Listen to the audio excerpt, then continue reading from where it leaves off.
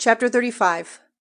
And the Lord said to Moses in the lowlands of Moab by Jordan at Jericho, Give orders to the children of Israel to give to the Levites, from the heritage which is theirs, towns for themselves, with land on the outskirts of the towns. These towns are to be their living places, with land round them for their cattle and their food and all their beasts, stretching from the wall of the towns a distance of 1,000 cubits all round. The measure of this space of land is to be 2,000 cubits outside the town on the east, and 2,000 cubits on the south, and on the west, and on the north, the town being in the middle. This space will be the outskirts of their towns. And the towns which you give the Levites are to be the 6 safe places to which the taker of life may go in flight.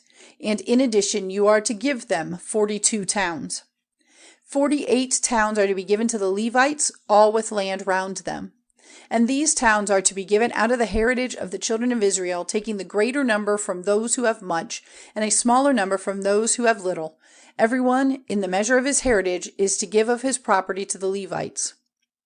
And the Lord said to Moses, Say to the children of Israel, When you have gone over Jordan into the land of Canaan, then let certain towns be marked out as safe places to which anyone who takes the life of another in error may go in flight.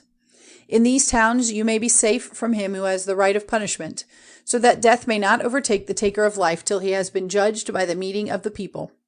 6 of the towns which you give will be such safe places, 3 on the other side of the Jordan, and 3 in the land of Canaan, to be safe places for flight.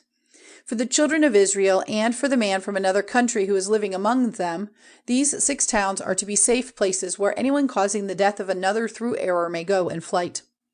But if a man gives another man a blow with an iron instrument causing his death, he is a taker of life, and is certainly to be put to death.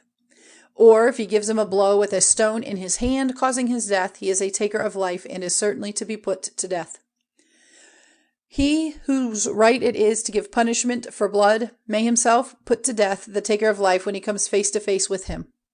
If in his hate he put a sword through him, or waiting secretly for him sent a spear or stone at him, causing his death, or in hate gave him blows with his hand, causing death, he who gave the death blow is to be put to death. He is a taker of life. He whose right it is to give punishment for blood may put to death the taker of life when he comes face to face with him.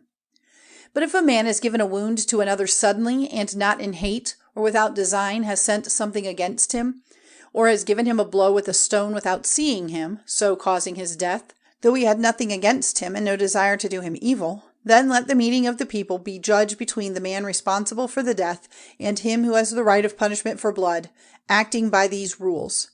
And let the people keep the man responsible for the death safe from the hands of him who has the right of punishment for blood, and send him back to his safe town, where he had gone in flight. There let him be till the death of the high priest who was marked with the holy oil. But if he ever goes outside the walls of the safe town where he had gone in flight, and the giver of punishment, meeting him outside the walls of the town, puts him to death, he will not be responsible for his blood, because he had been ordered to keep inside the safe town till the death of the high priest. But after the death of the high priest, the taker of life may come back to the place of his heritage. These rules are to be your guide in judging through all your generations, wherever you may be living. Anyone causing the death of another is himself to be put to death on the word of witnesses, but the word of one witness is not enough. Further, no price may be given for the life of one who has taken life, and whose right reward is death. He is certainly to be put to death. And no price may be offered for one who has gone in flight to a safe town, for the purpose of letting him come back to his place before the death of the high priest.